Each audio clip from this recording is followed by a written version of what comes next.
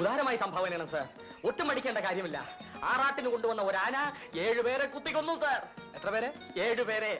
7 കുടുംബങ്ങളിലും കൂടി 756 മനുഷ്യ ജീവിതങ്ങളെ പട്ടിണിയിൽ നിന്ന് രക്ഷിക്കുന്നതിന് വേണ്ടി ഉദാരമായി സംഭാവനയാണ് സാർ. നിർത്ത്. ഞാനൊരു സംശയം ചോദിക്കട്ടെ. ഈ 7 പേരിൽ ഒരാൾ പോലും ഇൻഷൂർ ചെയ്തിരുന്നില്ലേ? അയ്യോ ഇല്ലല്ലോ സാർ, അതവർക്ക് അറിയില്ലായിരുന്നു. കഷ്ടം. കണ്ടോ എത്ര ലക്ഷം രൂപയാണ് ആ കുടുംബങ്ങൾക്ക് നഷ്ടപ്പെട്ടെന്ന് നോക്കൂ.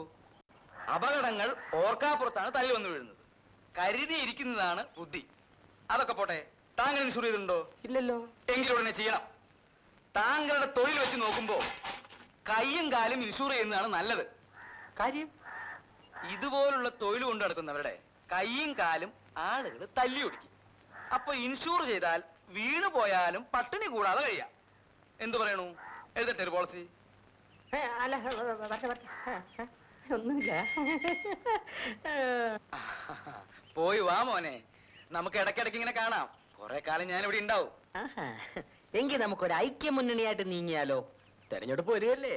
വേണ്ട, ഒരു മുന്നണിയും വേണ്ട. പിരിവ് വേറെ, LIC വേറെ. സ്ഥലം ഇവിടെ. എവിടുന്ന് വന്നടാ?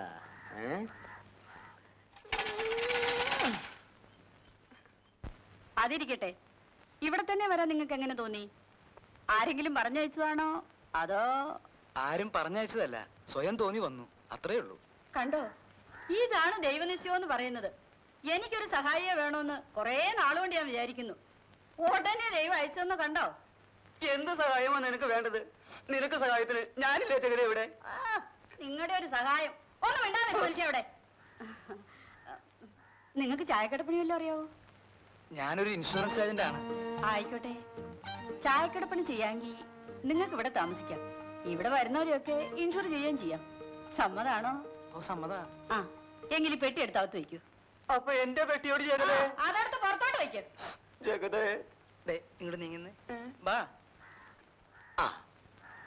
ആദ്യമായിട്ട് ഇദ്ദേഹത്തെ ഒന്ന് ഇൻഷൂർ ചെയ്യുന്നത് നല്ലതാണെന്ന് തോന്നുന്നു. പണം കിട്ടും. കിട്ടുവോ?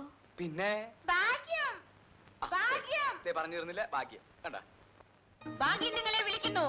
കേരള ടൊറണ്ടൈ, കർണാടക ടൊറണ്ടൈ, ആന്ധ്ര ടൊറണ്ടൈ, തമിഴ്നാട് തൊണ്ടടേ. ഒരു കാര്യം പൗലോസിയേട്ടൻ മനസ്സിലാക്കണം. എല്ലാ ആവശ്യങ്ങളും കഴിഞ്ഞ് ഇൻഷൂർ ചെയ്യാമെന്ന് വിചാരിച്ചാൽ നടക്കില്ല. മറ്റുള്ള കാര്യങ്ങളുടെ കൂടെ അതും അങ്ങ് നടന്നു പോയിക്കൊള്ളും. അതാണ് ഇൻഷുറൻസിനുള്ള ഗുണം. എന്നാ ഇനി ഞാനൊരു കാര്യം പറയട്ടെ. ഞങ്ങൾ എല്ലാവരും നല്ലപോലെ അധ്വാനിക്കും. അനാവശ്യ ചെലവ് ഒന്നും തന്നെ ഇല്ല. ആഴ്ചയിൽ 2 ദിവസം എനിക്ക് കുറേശ്ശെ ചാരായം കുടിക്കണം. എന്ന് വെച്ചാൽ ഓരോ കുപ്പി, അത്രേ ഉള്ളൂ. കൂടുതലല്ല. നല്ല പോലെ അധ്വാനിക്കുന്നവർ ആഴ്ചയിൽ 2 ദിവസം ചാരായം കുടിക്കുന്നതിൽ ഒരു തെറ്റുമില്ല. ബാക്കി 5 ദിവസം എനിക്ക് കള്ളു മതി. അതാണ് അതിന്റെ ഒരു ചിട്ട. ഓഹോ, അങ്ങനെ ചിട്ടപ്പെടുത്തി വെച്ചിരിക്കുകയാണ്. ഇതിനുള്ള കാശ് കഴിഞ്ഞാൽ പിന്നെ ചെലവിനുള്ള കാശേ കാണൂ. പിന്നെ എങ്ങനെ ഇൻഷുർ ചെയ്യും? കാശ് തരണ്ടേ? അപ്പോ ഈ നിൽക്കുന്ന മോളമ്മയുടെ ഭാവിയെ കുറിച്ച് എന്താ തീരുമാനം? അവള് ഞങ്ങൾക്ക് ഒറ്റ മോളാ. അവക്ക് കൊടുക്കാനുള്ള പൊന്നും പണമൊക്കെ ഞങ്ങൾ നേരത്തെ കരുതി വെച്ചിട്ടുണ്ട്.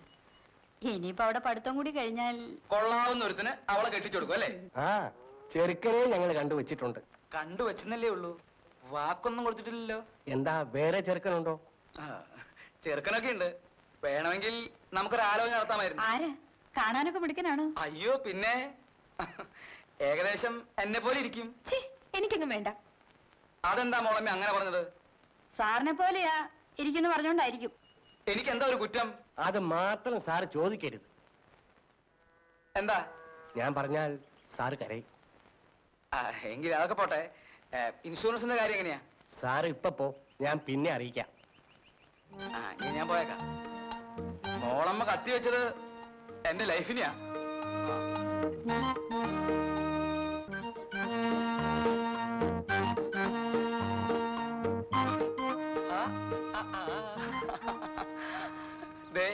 ഞാൻ സാറിനെ കാത്തു നിൽക്കുകയായിരുന്നു. എന്താ കാര്യം? സാർ ഒരു പോളിസി എടുക്കണം. എനിക്കെന്തിനാണോ പോളിസി? ഞാൻ ഈ നാട്ടുകാർക്ക് വേണ്ടി എന്തെല്ലാം നല്ല കാര്യങ്ങൾ ചെയ്തിരിക്കുന്നു. അതുകൊണ്ട് ഞാൻ ഈ നിയോജക മണ്ഡലത്തിലെ ആജീവനാന്ത MLA ആണ്. ഉറപ്പാ. സാറിനൊന്നും തോന്നരുത്. ഞാനൊരു സത്യം പറയാം. സാറിന്റെ സ്ഥലപ്രവൃത്തിയെ പറ്റി ഇവിടുത്തെ ആൾക്കാരിൽ നിന്നും അറിഞ്ഞിടത്തോളം സാറിന് ലൈഫ് ഇൻഷുറൻസ് വളരെ ആവശ്യമാണ്. ഒരു വലിയ തുകയ്ക്ക് ധൈര്യമായി എടുക്കാം. അങ്ങേയറ്റം പോയാൽ 2 പ്രീമിയത്തിൽ കൂടുതൽ കെട്ടേണ്ടി വരില്ല തീർച്ച. 2 വർഷത്തിനകത്ത് മുഴുവൻ തുകയും ഭാര്യയ്ക്കും മക്കൾക്കും കിട്ടും. താനെന്താ പറയുന്നത്? 2 കൊല്ലത്തിന് ഞാൻ മരിച്ചു പോകുന്നു.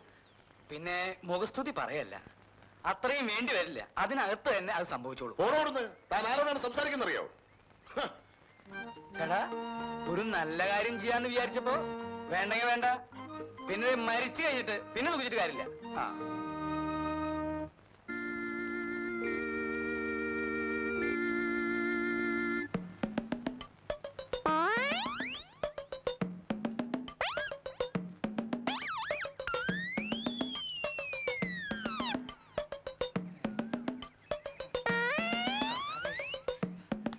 അന്തോണിച്ച, എന്താ ഇത്?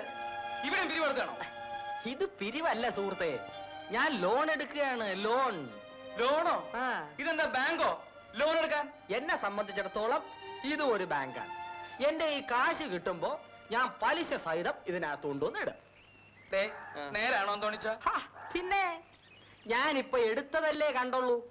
ഞാൻ കൊണ്ടുവന്ന് ഇടുന്നത് കണ്ടിട്ടുണ്ടോ? ഇല്ല, കാണില്ല.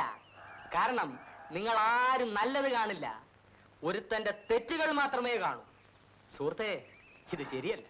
നിങ്ങൾക്കറിയാമോ ഇതിനെപ്പറ്റി ടോൾസ്റ്റോയ് എന്താണ് പറഞ്ഞിട്ടുള്ളതെന്ന്? I wonders with countries see right and wrong, oh man. It is a wrong and right and wrong. Your eyes dust and you dust others ice.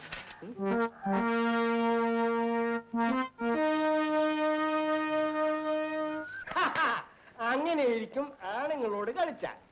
Magistrate ആശുപത്രിയിൽ നേരിട്ട് ചെന്ന് ജാമ്യം കൊടുത്ത ചരിത്രമുണ്ടോ? ഇതുപോലൊരു ജനാധിപത്യം ഈ ഭൂമുഖത്ത് എവിടെയെങ്കിലും ഉണ്ടോടാ പത്രോസേ? ജനാധിപത്യമല്ല പൗലോസ് ചേട്ടാ, ജനാധിപത്യ സോഷ്യലിസം.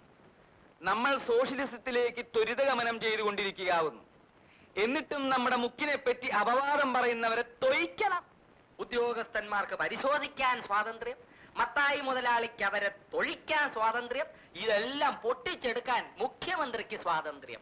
ഇതല്ലേ യഥാർത്ഥ ജനാധിപത്യ സോഷ്യലിസം?